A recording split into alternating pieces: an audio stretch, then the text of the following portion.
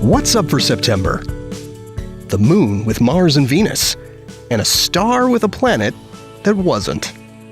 On September 6th, you'll find the moon extremely close to Mars in the pre-dawn sky. Now, they were even closer back on August 9th, but still a really pretty spectacle this month. If you're up early and can step outside for a look, they'll be only a couple of degrees apart, meaning they'll appear in the same field of view if you look with most binoculars. On September 13th and 14th, look in the east before dawn to see the slim crescent moon slip past brilliant Venus. On the 13th, you'll find the moon hanging above Venus, with about 20% of its surface illuminated. By the next morning, the moon has moved here to the left of Venus and has only about 10% of its sunlit surface visible.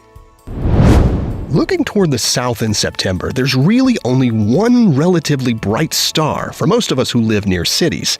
That star is called Fomalhaut, and it's got a pretty interesting story. The star is about 25 light-years away, meaning it's relatively close by. It's also fairly young, at just a few 100 million years, and it's still surrounded by a disk of debris, which is a common feature for stars during their planet-forming phase. Now, we've discovered thousands of exoplanets, planets outside our solar system, but Fomalhaut appeared to be the first star to have a planet detected by direct imaging with a telescope, that being the Hubble Space Telescope. Astronomers announced the find back in 2008. So Fomalhaut had itself a planet. But this is where it gets interesting, as the planet had a funky orbit, wasn't giving off excess heat like a young planet should, and proceeded to grow fainter over the several years that followed, disappearing by 2014. In April 2020, another team of astronomers using Hubble announced their finding that Fomalhaut's planet wasn't a planet after all. In fact, their study showed what Hubble detected was likely a giant expanding cloud of debris, resulting from a huge collision of two small bodies made of dust and ice, similar to worlds you might find in our own Kuiper Belt.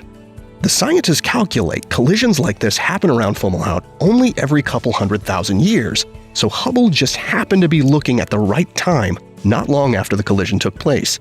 So we may have lost a planet, but we gained a cool insight into how planetary systems form and evolve. You can find Fomalhaut low in the south a couple of hours after sunset, to the left of the bright pair of Saturn and Jupiter. Since it's bright and low in the sky, it sometimes appears to flicker from atmospheric turbulence. That can cause some skywatchers to wonder just what the heck it is. Now you know, it's Fomalhaut, the nearby star where it appears we witnessed a dramatic planetary collision. Here are the phases of the moon for September. You can catch up on all of NASA's missions to explore the solar system and beyond at nasa.gov. I'm Preston Dykes from NASA's Jet Propulsion Laboratory, and that's what's up for this month.